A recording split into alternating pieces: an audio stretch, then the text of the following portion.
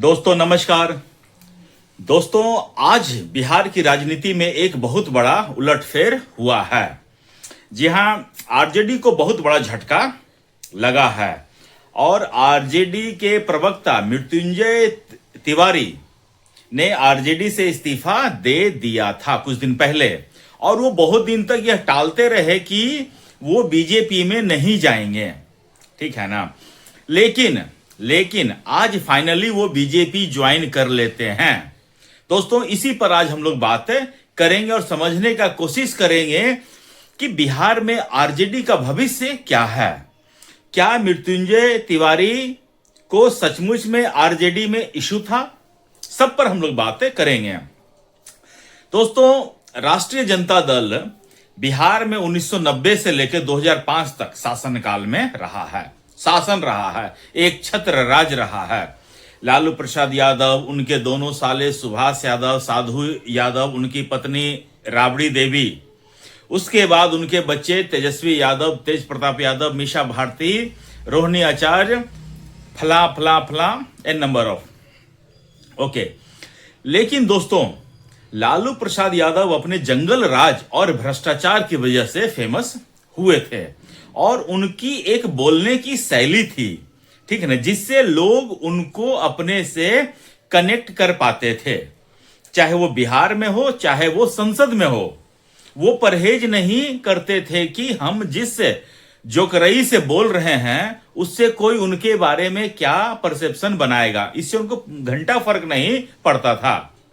हाँ, उनके इस चाल चलन से, आचरण से पूरे बिहार में या पूरे दिल्ली में उनके नाम को लेकर बिहार के समस्त लोगों को बदनामी झेलना पड़ा है।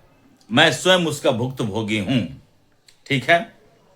चलिए, तो आरजेडी में लालू प्रसाद यादव जैसे जैसे बुजुर्ग होते गए और उन्होंने पार्टी की कमान अपने बेटे तेजस्वी यादव को सौंपा, पार्टी लगातार कमजोर होते चली गई।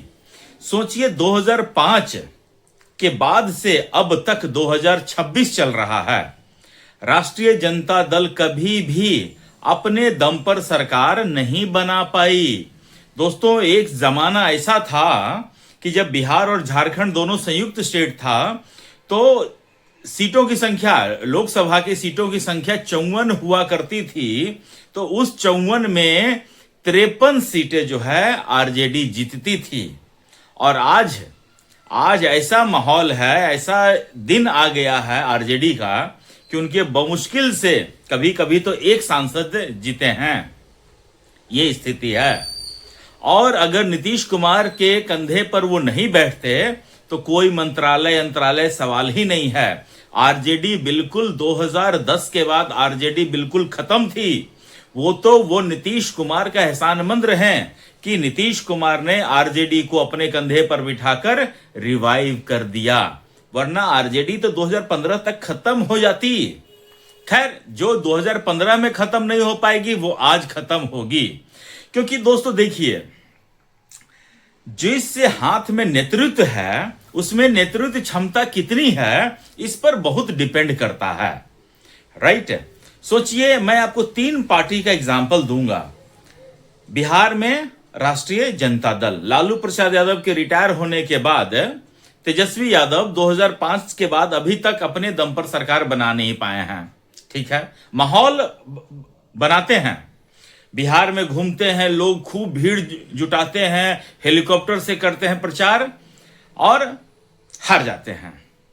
यही काम अखिलेश यादव के साथ भी हो रहा है दोस्तों। मुलायम सिंह यादव से गद्दी हथियाने के बाद, सत्ता पार्टी की कमान अपने पास हथियाने के बाद, टीपू भैया जो हैं वो आज तक अपने दम पर चुनाव जीत नहीं पाए हैं। 2017 से अब 27 आने वाला है, 10 साल से वो विपक्ष में बैठे हैं और मुझे पूरा विश्वास है 2027 में भी वो हारेंगे।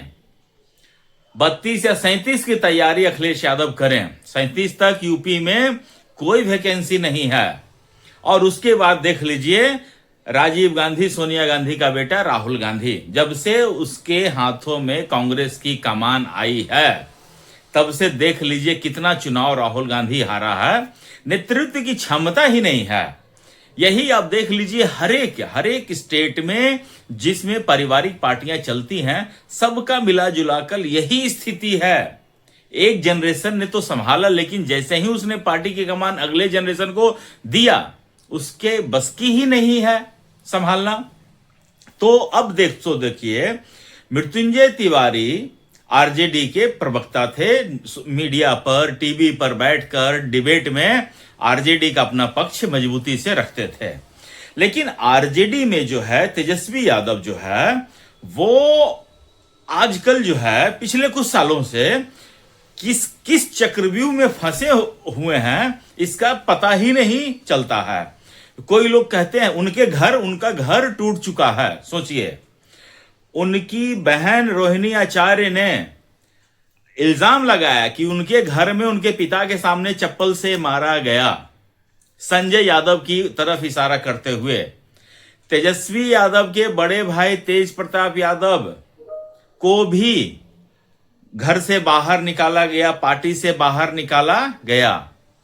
ठीक है, तो जब घर के लोगों को वैल्यू नहीं मिल रहा है, सम्मान नहीं मिल रहा है, तो बाहर के प्रवक्ता की हैसियत ही क्या है।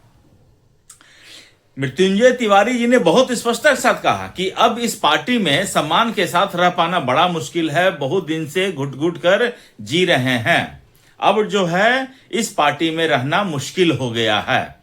और उन्होंने अपने सारे प्रयास, सारे रिसोर्सेज का यूज कर लिया स्थिति को संभालने के लिए। जब उनसे स्थिति नहीं संभला तब जाके उन्होंने ये एक्सट्रीम स्टेप उठाया है।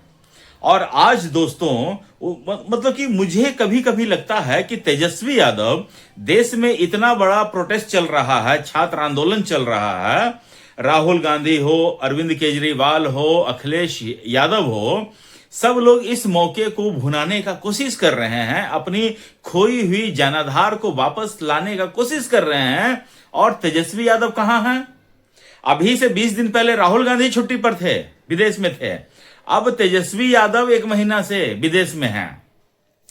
तो जो ग्राउंड पकड़ लालू प्रसाद यादव का था, वो ग्राउंड पकड़ जो है तेजस्वी यादव का है ही नहीं। किससे बात करना है, क्या बात करना है, ये तेजस्वी यादव को पता ही नहीं है। और जब पता नहीं है तो आपको प्रॉब्लम होगा ही। और देखिए, प्रॉब्लम जब आएगा तो ऐसे ऐसे पुराने कार्यकर्ता मृत्युंजय तिवारी जैसा वो पार्टी छोड़कर जाएंगे। अब पार्टी छोड़कर कहां जाएंगे? भारतीय जनता पार्टी में। दोस्तों, मृत्युंजय तिवारी ने भी यही किया, अपने समर्थकों के साथ आज भारतीय जनता पार्टी ज्वाइन कर लिया। और जैसा कि जो भी कोई नई पार्टी ज्वाइन करता है तो जीने मरने की कस्में खाते हैं, तो मृत्युंजय तिवारी जी भी उन्होंने कहा कि जब तक जिएंगे अब इसी पार्टी में रहेंगे। अब तो ये तो कितने दिनों तक रहते हो तो वक्त ही बताएगा। और उसने सभी लोगों का धन्यवाद भी किया। अब दोस्तों देखिए, टेक अवे क्या है यहां से? मृत्युंजय तिवारी के जाने से अब राजद का पक्ष रखने वाला टीवी पर 1-2 प्रवक्ता हैं, मुझे लगता है धीरे धीरे वो भी छोड़ ही देंगे, जहां तक मुझे लगता है। ठीक है ना? क्योंकि जब एक आदमी के सम्मान की बात आती है तो हर एक आदमी इसका मतलब वहां पर पानी में है, राइट? अब मृत्युंजय तिवारी जो है पानी से निकलकर आ गए हैं बाहर। अब कौन कितना देर में आता है वापस से पानी से बाहर, ये देखने वाली बात रहेगी। लेकिन पानी में सब कोई है। और राजद का भविष्य मुझे तो अब गर्त में जाता हुआ दिखाई दे रहा है। उनका कोई भविष्य नहीं है। उनके 25 एमएलए हैं। जिस दिन एक एमएलए उनको छोड़कर आ गया, ठीक है ना, वैसे एक एमएलए तो उनके राज्यसभा में पार्टी लाइन से हटकर दूसरे पार्टी को वोट दिए थे।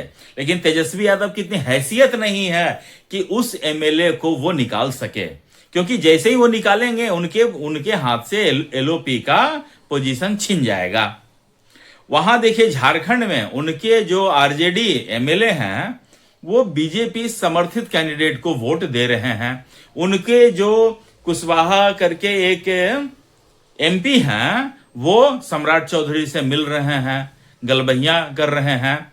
तो मुझे लग रहा है कि किसी भी समय आरजेडी में एक बहुत बड़ी टूट हो सकती है और उसके जितने भी एमपी एमएलए सब इधर से उधर हो सकते हैं। बाकी बच जाएंगे परिवार में सिर्फ आरजेडी और तेजस्वी यादव, यही सब फैमिली के लोग बच जाएंगे। दोस्तों, आपको मेरा एनालिसिस कैसा लगा आप मुझे कमेंट करके जरूर बताइए और अपना ख्याल रखिए, स्वस्थ रहिए, मस्त रहिए। तब तक के लिए नमस्कार, जय श्री राम।